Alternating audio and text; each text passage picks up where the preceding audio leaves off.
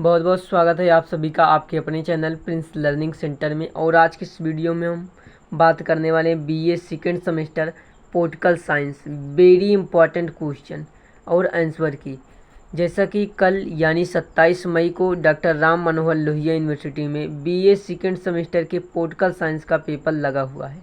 अगर आपने अभी तक पॉलिटिकल साइंस में कुछ भी तैयार नहीं किया, कुछ भी नहीं पढ़ा है, तो यह वीडियो आपके लिए रामबाण साबित होने वाली है। तो वीडियो में लास्ट तक बने रहेगा, वीडियो को फुल वॉच कीजिएगा, क्योंकि इस वीडियो से आपको बहुत सारे प्रश्न मिलने वाले हैं जो कि कल आपके पेपर में आने वाले हैं। तो वीडियो पसंद आए तो वीडियो को लाइक और अपने दोस्तों तक शेयर ज़रूर कीजिएगा। चलिए शुरू करते हैं आज का सेशन, जिसमें आज हम बहुत ही महत्वपूर्ण प्रश्न करने वाले हैं। तो सबसे पहला प्रश्न जो है वो है, क्या पॉलिटिकल साइंस का जो सबसे पहला प्रश्न है वो है नकारात्मक स्वतंत्रता क्या है। क्या नकारात्मक स्वतंत्रता क्या? इम्पॉर्टेंट क्वेश्चन है, इंपॉर्टेंट क्वेश्चन है, कई बार पेपर में आ चुका ये क्वेश्चन है। तो आइए देखते हैं नकारात्मक स्वतंत्रता क्या होती है। तो देखिए, नकारात्मक स्वतंत्रता का तात्पर्य उस स्वतंत्रता से है जिसमें व्यक्ति को बाहरी हस्तक्षेप से मुक्त रखा जाता है। यह स्वतंत्रता किसी चीज़ में बाधा न होने को दर्शाती है। इस अवधारणा में राज्य या अन्य व्यक्ति किसी की निजी स्वतंत्रता में हस्तक्षेप नहीं करते हैं, जैसे विचार, धर्म, अभिव्यक्ति की स्वतंत्रता। यह स्वतंत्रता व्यक्ति के अधिकारों की सुरक्षा करती है, परंतु यह सुनिश्चित नहीं करती कि व्यक्ति के पास अपने अधिकारों को प्रयोग करने के लिए आवश्यक साधन हों।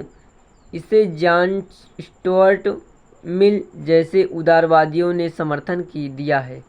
तो ये नकारात्मक स्वतंत्रता होती है जो भी किसी स्वतंत्रता को बाधा नहीं करने को दर्शाती है। इस अवधारणा में ये राज्य के किसी भी व्यक्ति को निजी स्वतंत्रता में हस्तक्षेप नहीं करते हैं। ठीक, जैसे विचार हो गया, अभिव्यक्ति हो गया, तो इन सभी में क्या करते हैं? हस्तक्षेप नहीं करते हैं। तो ये नकारात्मक स्वतंत्रता कहलाती है, जो कि एक इम्पॉर्टेंट प्रश्न है। 3 नंबर के लिए बहुत ही महत्वपूर्ण प्रश्न है। 3 नंबर ये प्रश्न ये पूछा जाता है, तो आपको इसको तैयार ज़रूर से ज़रूर कर लेना है। ठीक, उसके बाद अगला इम्पॉर्टेंट प्रश्न जो है वो है आगमनात्मक पद्धति क्या है। ठीक, आगमनात्मक पद्धति क्या है, तो आइए देखते हैं। इम्पॉर्टेंट क्वेश्चन ये भी है, कई बार पेपर में आ चुका है, कभी कभी पेपर में आ जाता है, तो देख लेना ज़रूर है। तो आगमनात्मक पद्धति एक वैज्ञानिक विधि है जिसमें विशेष तथ्यों या घटनाओं के आधार पर सामान्य सिद्धांतों की रचना की जाती है। इस पद्धति में सबसे पहले अनेक व्यक्तिगत घटनाओं, व्यवहारों या अनुभवों का आकलन किया जाता है और फिर उन पर विश्लेषण कर एक सामान्य निष्कर्ष निकाला जाता है। राजनीतिक विज्ञान में इसका प्रयोग व्यवहारवादी दृष्टिकोण में होता है, जहां राजनीतिक व्यवहार, संस्थानों और घटनाओं का अध्ययन कर नए सिद्धांत बनाए जाते हैं। यह पद्धति अनुभवजन्य तथा तथ्यात्मक होती है। तो ये आगमनात्मक पद्धति होती है, जो कि एक महत्वपूर्ण प्रश्न है, पेपर में कभी कभी आ जाता है, तो आप इम्पॉर्टेंट प्रश्न कह सकते हैं, तैयार ज़रूर कर लेना है। ठीक, और इसके बाद अगला देखते हैं अगला प्रश्न क्या है। तो अगला प्रश्न जो है वो है वेरी इंपॉर्टेंट प्रश्न, आप इसको कह सकते हैं अगले इस प्रश्न को, जो कि राजनीतिक विज्ञान के अध्ययन का दार्शनिक दृष्टिकोण क्या है। ठीक, दार्शनिक दृष्टिकोण क्या है, कई बार एग्जाम में आ चुका है ये प्रश्न, तो ये प्रश्न बहुत ही महत्वपूर्ण है। तो आइए देख लेते हैं क्या होता है राजनीतिक विज्ञान के अध्ययन में दार्शनिक दृष्टिकोण। तो देखिए, दार्शनिक दृष्टिकोण जो होता है, दार्शनिक दृष्टिकोण राजनीतिक विज्ञान के आदर्शवादी पक्ष पर केंद्रित होता है। जो दार्शनिक दृष्टिकोण होता है, यह राजनीतिक विज्ञान के आदर्शवादी पक्ष पर केंद्रित होता है। यह स्वतंत्रता, न्याय, समानता, अधिकार, धर्मनिरपेक्षता जैसे मूलभूत सिद्धांत तथा नैतिक और सैद्धांतिक विश्लेषण करता है। प्लेटो और अरास्तु जैसे विचारकों ने इस दृष्टिकोण को अपनाया, जिन्होंने आदर्श राज्य की संकल्पना की है। यह दृष्टिकोण मानता है कि राजनीति केवल सत्ता प्राप्त करने का साधन नहीं है, बल्कि समाज में नैतिकता और आदर्श स्थापित करने का माध्यम भी है। यह दृष्टिकोण अधिक सैद्धांतिक होता है और व्यवहार से अधिक आदर्श पर आधारित होता है। सैद्धांतिक होता है और व्यवहार से अधिक आदर्श पर आधारित होता है। ठीक, तो ये प्रश्न क्या है, वेरी इंपॉर्टेंट प्रश्न है, तो आपको इसको तैयार ज़रूर से ज़रूर कर लेना है। ज़रूर से ज़रूर इस प्रश्न को आपको तैयार कर लेना। और इसके बाद अगला देखते हैं, अगला जो इम्पॉर्टेंट प्रश्न क्या है, सामाजिक न्याय की अवधारणा क्या है। सामाजिक न्याय की अवधारणा कई बार पेपर में पूछा जा चुका है कि सामाजिक न्याय की अवधारणा से आप क्या आशय है। तो देखिए, सामाजिक न्याय क्या होता है। सामाजिक न्याय का उद्देश्य समाज में समानता और समावेशिता को बढ़ावा देना होता है। इसके अंतर्गत प्रत्येक व्यक्ति को समान अवसर, सम्मान और संसाधनों को भागीदारी का अधिकार मिलना चाहिए, चाहे उसका वर्ग, जाति, धर्म, लिंग या क्षेत्र कोई भी हो। या असमानताओं को दूर कर एक संतुलित और समतामूलक समाज बनाने की ओर उन्मुख होता है। भारतीय संविधान ने सामाजिक न्याय को एक मूलभूत मूल्य माना है, जो आरक्षण, शिक्षा का अधिकार और सामाजिक सुरक्षा जैसी नीतियों के माध्यम से लागू किया गया है। तो ये सामाजिक न्याय की अवधारणा होती है, जो कि इम्पॉर्टेंट क्वेश्चन है, कई बार पेपर में आ चुका है। तो कल इसको आने की संभावना आपको 90% आपके पेपर में इस प्रश्न को आने की संभावनाएं है। तो इस प्रश्न को तैयार जरूर कर लेना है। ठीक, उसके बाद अगला प्रश्न जो वेरी इंपॉर्टेंट प्रश्न है कि राजनीतिक संस्कृति क्या है। राजनीतिक संस्कृति क्या है, वेरी इंपॉर्टेंट क्वेश्चन है, कई बार पेपर में आ चुका है, कल भी आपके पेपर में आने की इसकी संभावनाएं बनी हैं। तो राजनीतिक संस्कृति क्या है, आइए देखते हैं। राजनीतिक संस्कृति से अभिप्राय नागरिकों के राजनीतिक दृष्टिकोण, विश्वास, मूल्य और व्यवहार से है, जो वे राजनीतिक व्यवस्था, संस्थाओं और नेताओं के प्रति रखते हैं। यह निर्धारित करता है कि लोग राजनीति में कितनी भागीदारी करते हैं, नेताओं से क्या अपेक्षा रखते हैं और राज्य के प्रति उनका दृष्टिकोण कैसा है। एलमांड और बर्वा ने राजनीतिक संस्कृति को 3 भागों में बांटा, पारंपरिक, अधीनस्थ और सहभागी। या किसी भी देश की राजनीतिक स्थिरता और लोकतंत्र को मजबूती का महत्वपूर्ण आधार होती है। ठीक, तो ये जो इम्पोर्टेंट प्रश्न है, ये प्रश्न जो है वेरी इम्पोर्टेंट प्रश्न है कि राजनीतिक संस्कृति क्या होती है। तो ये राजनीतिक संस्कृति होती है, जो कि वेरी इंपॉर्टेंट प्रश्न है। 3 नंबर के लिए बहुत ही महत्वपूर्ण प्रश्न है। 3 नंबर में प्रश्न अधिकतर पूछा जाता है, तो तैयार जरूर से ज़रूर कर लेना है। उसके बाद अगला प्रश्न जो है ये भी वेरी इंपॉर्टेंट प्रश्न है। संसदीय शासन प्रणाली क्या होती है।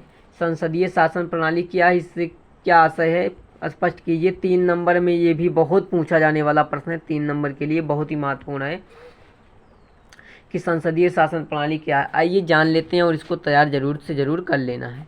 संसदीय शासन प्रणाली की बात करें तो संसदीय शासन प्रणाली वह शासन व्यवस्था है जिसमें कार्यपालिका विधायिका के प्रति उत्तरदायी होती है।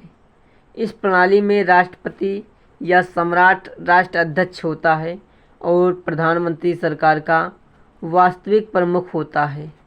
प्रधानमंत्री तथा मंत्रीगण संसद के प्रति उत्तरदायी होते हैं और यदि सांसद में विश्वास खो दे तो उन्हें त्यागपत्र देना पड़ता है। भारत, ब्रिटेन, कनाडा आदि देशों से यह प्रणाली अपनाई गई है। इसमें शक्ति का केंद्रीकरण न होकर संतुलन में होता है, जिससे लोकतांत्रिक उत्तरदायित्व सुनिश्चित होता है। तो ये संसदीय शासन प्रणाली है जो कि भारत में लगी हुई है, संसदीय शासन प्रणाली। तो ये बहुत ही महत्वपूर्ण प्रश्न है, बहुत ही महत्वपूर्ण है। 3 नंबर में प्रश्न बहुत पूछा जाने वाला प्रश्न है, बहुत पूछा जाने वाले प्रश्न है। तो पेपर में ये प्रश्न आपको आने की 100% संभावना है। तो पेपर में ये प्रश्न आएगा तो आप तैयार जरूर कर लें। ठीक, और अगला संविधानवाद, वेरी इंपॉर्टेंट प्रश्न ये भी है। संविधानवाद, संविधानवाद क्या है, इससे क्या आपका आशय है। तो संविधानवाद क्या होता है, आइए देखते हैं। तो संविधानवाद एक सिद्धांत है जो यह सुनिश्चित करता है कि सरकार की शक्ति सीमित हो और वह कानून के दायरे में काम करे।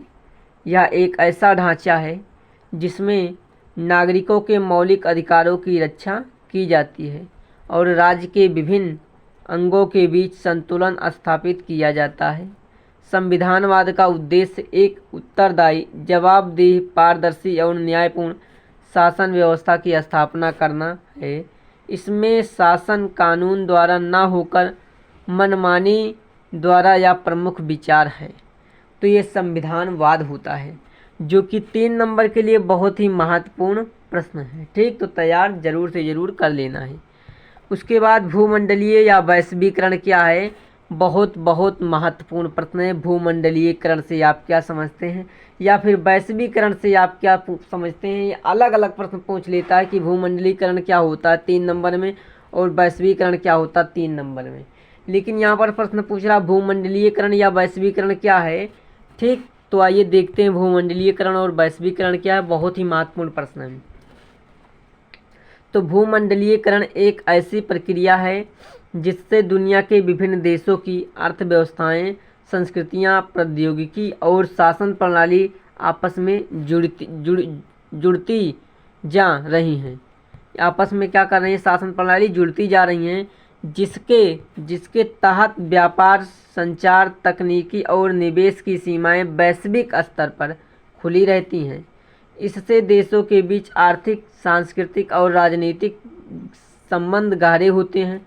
यद्यपि इसमें विकास के नए अवसर मिलते हैं, लेकिन यह स्थानीय संस्कृति, रोजगार और आर्थिक असमानता पर भी प्रभाव डालता है।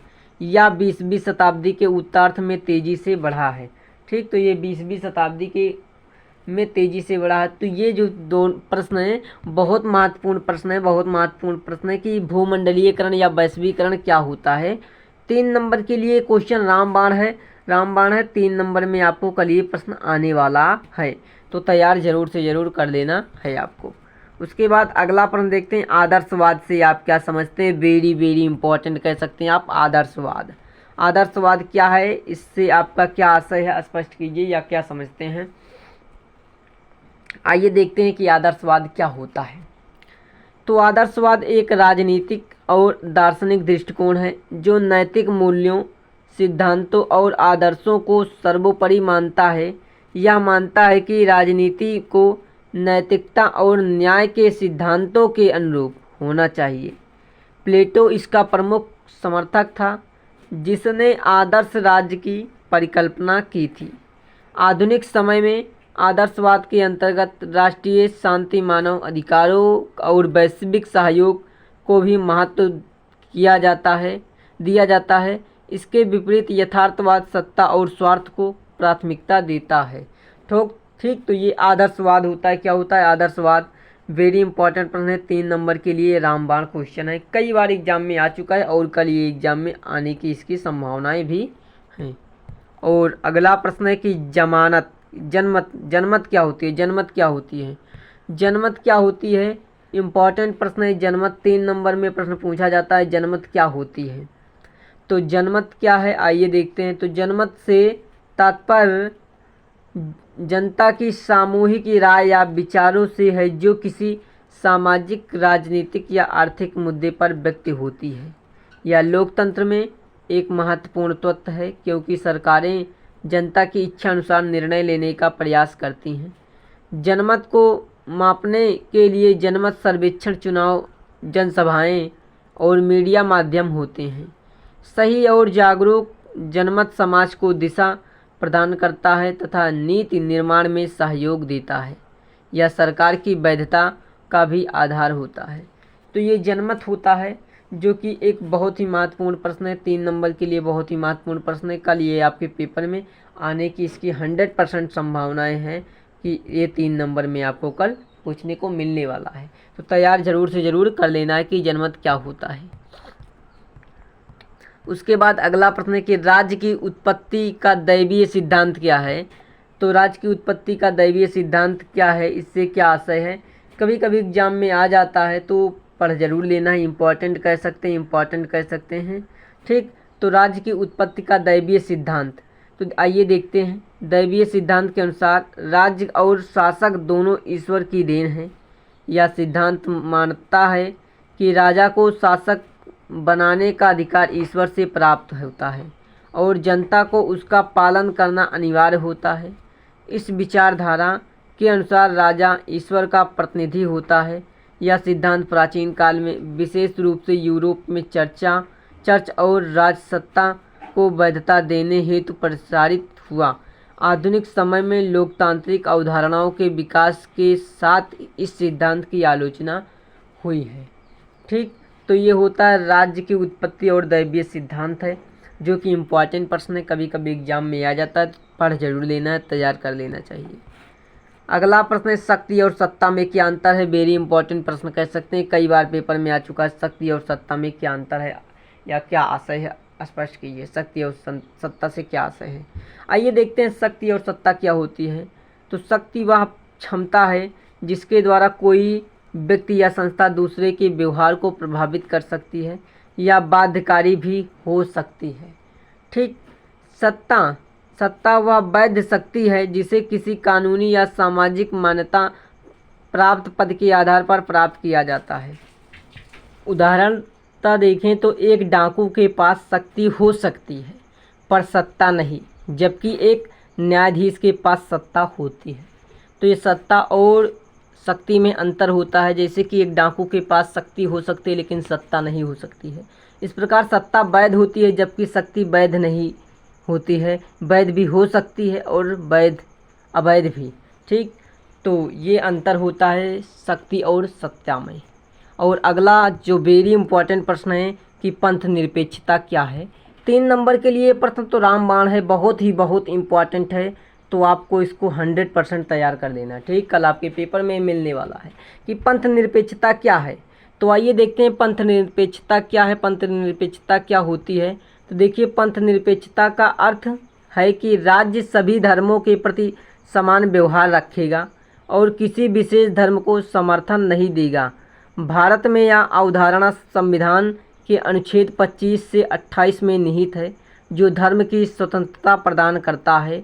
इसका उद्देश्य सभी नागरिकों को धार्मिक स्वतंत्रता देना और धर्म के आधार पर भेदभाव न करना है। धर्म के आधार पर भेदभाव न करना है। भारत की पंथ निरपेक्षता सकारात्मक है, जिसमें राज्य सभी धर्मों को समान अधिकार देता है या सभी धर्मों का सम्मान करता है और धार्मिक सहिष्णुता को बढ़ावा देता है। तो ये धर्म निरपेक्षता होती है, जो कि वेरी इंपॉर्टेंट क्वेश्चन है आपके लिए। कल आपके एग्जाम में ये प्रश्न आने वाला है, तो इस प्रश्न को तैयार से ज़रूर कर लेना, धर्म निरपेक्षता क्या होती है। आइए अगला प्रश्न देखें, जो कि बहुत ही महत्वपूर्ण प्रश्न है कि पूंजीवाद क्या है। पूंजीवाद क्या है, बहुत ही महत्वपूर्ण प्रश्न है। 3 नंबर रामबाण प्रश्न है, कल आपके पेपर में इसकी 100% संभावना है। ठीक, 100% संभावना है पेपर में आने के लिए। तो पूंजीवाद क्या है, आइए देखते हैं। 3 नंबर के लिए बहुत ही महत्वपूर्ण है प्रश्न पूंजीवाद एक आर्थिक प्रणाली है जिसमें उत्पादन के साधन निजी स्वामित्व में होते हैं और लाभ कमाने की प्रेरणा प्रमुख होती है।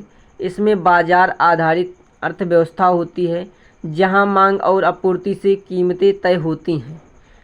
सरकार का हस्तक्षेप न्यूनतम होता है और निजी उद्यम को प्रोत्साहन मिलता है।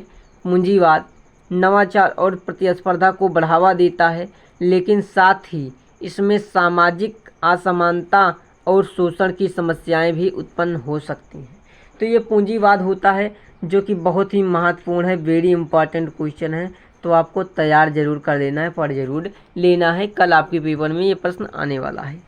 और इसके बाद अगला प्रश्न देखते हैं, जो कि एक लॉन्ग प्रश्न है, लॉन्ग में पूछा जाने वाला प्रश्न है और वेरी इंपॉर्टेंट प्रश्न आप इसको कह सकते हैं लॉन्ग क्वेश्चन के लिए। तो क्या रहने वाला, आइए देखते हैं। वह राजनीतिक विज्ञान की परिभाषा दीजिए, स्वरूप एवं क्षेत्र की विवेचना कीजिए।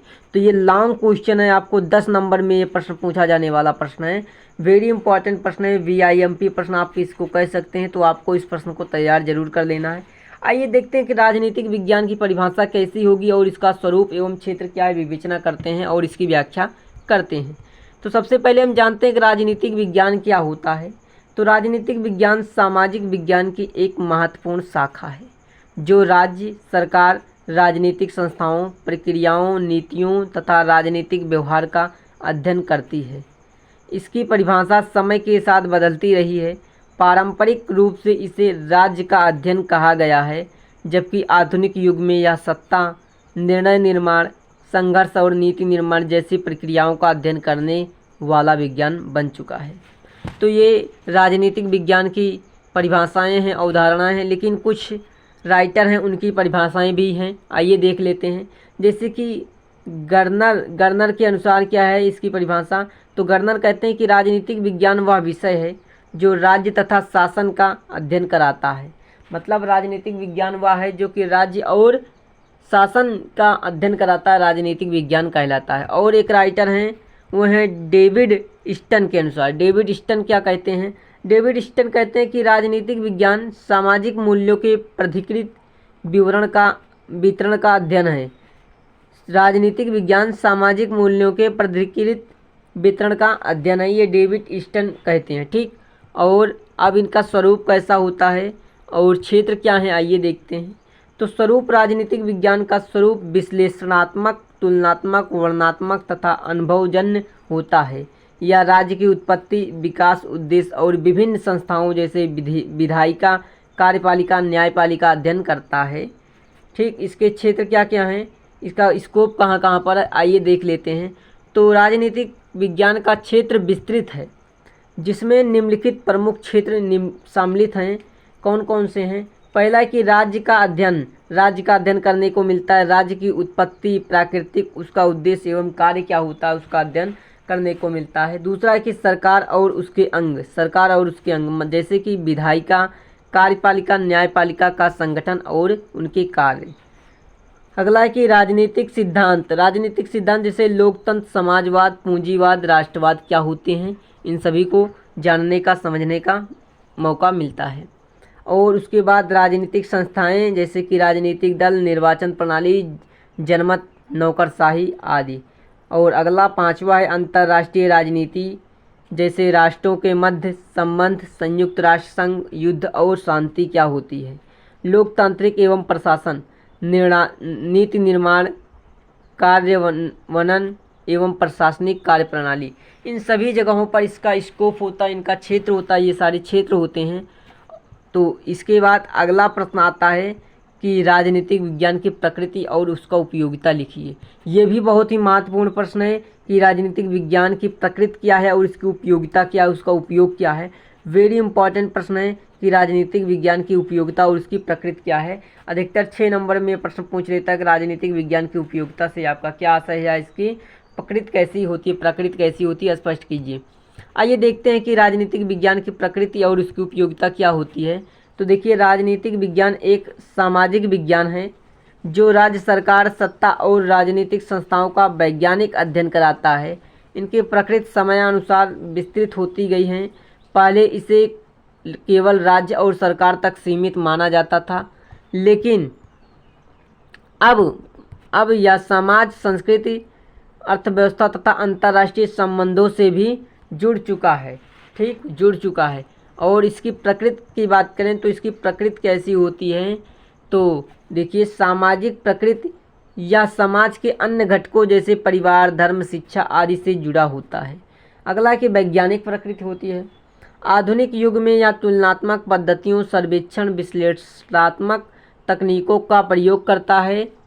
ठीक, इसलिए इसको हम वैज्ञानिक प्रकृति के भी कह सकते हैं। अगला है मानव केंद्रित विषय। यह सत्ता, स्वतंत्रता, समानता, न्याय जैसे मानवीय मूल्यों पर केंद्रित होता है। और इसके अगली प्रकृति है क्या है, वो है अंतर्विषयक प्रकृति। यह समाजशास्त्र, अर्थशास्त्र, मनोविज्ञान और इतिहास से जुड़ा हुआ होता है, इसलिए यह अंतर्विषयक प्रकृति का भी होता है। अब इसकी बात करते हैं उपयोगिता की कि मानव राजनीतिक विज्ञान का उपयोगिता क्या, इसकी उपयोगिता कहाँ कहाँ पर है। तो पहला है कि लोकतांत्रिक चेतना का विकास। राजनीतिक विज्ञान व्यक्ति को उसके अधिकारों, कर्तव्यों और राजनीतिक प्रक्रियाओं की जानकारी देने का कार्य करता है। और अगली उपयोगिता है कि राजनीतिक नेतृत्व का विकास। इससे व्यक्ति नेतृत्व कौशल विकसित करता है और सार्वजनिक जीवन में सक्रिय होता है। क्या होता है? सक्रिय होता है। और अगला, राजनीतिक स्थिरता या नागरिकों को शांति, सहिष्णुता और विधिसम्मत आचरण के लिए प्रेरित करने का कार्य करता है। ठीक। अगला है कि नीति निर्माण। क्या नीति निर्माण में योगदान?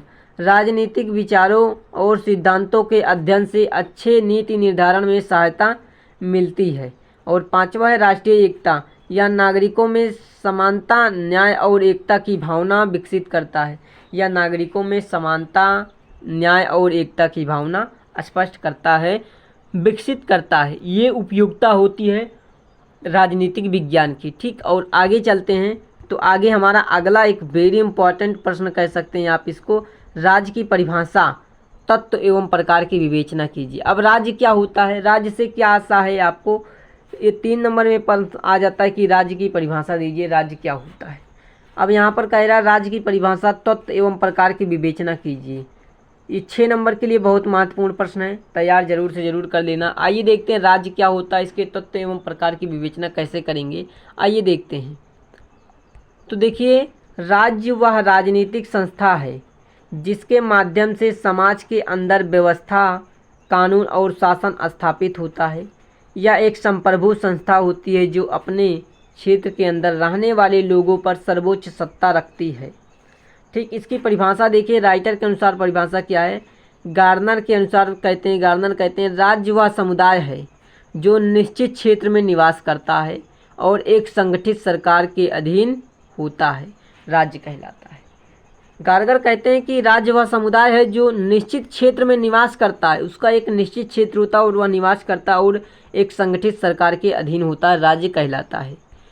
और इसके राज्य के तत्व क्या हैं? तो आइए देखते हैं, कुछ तत्व भी हैं राज्य के।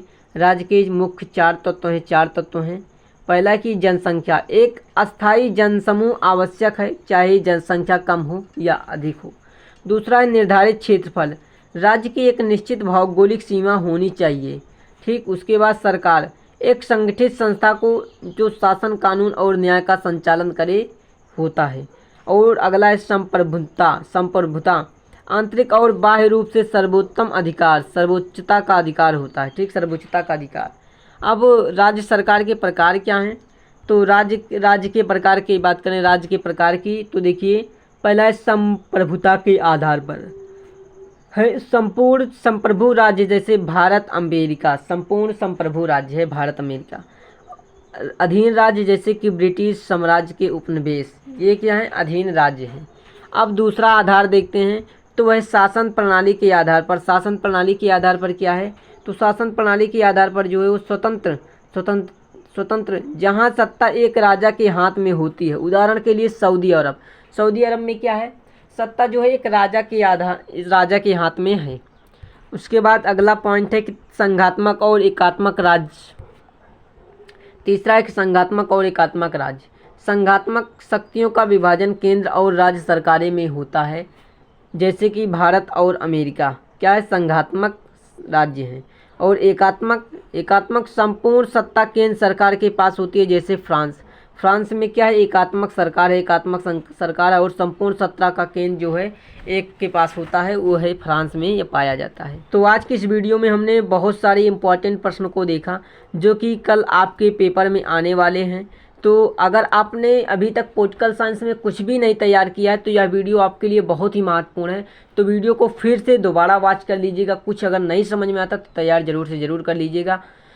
और अपने दोस्तों तक, मित्रों तक वीडियो को शेयर जरूर कीजिएगा, क्योंकि यह वीडियो रामबाण वीडियो है पॉलिटिकल साइंस के लिए। जिन्होंने अभी तक कुछ भी नहीं तैयार किया है उनके लिए तो वीडियो बहुत ही रामबाण है।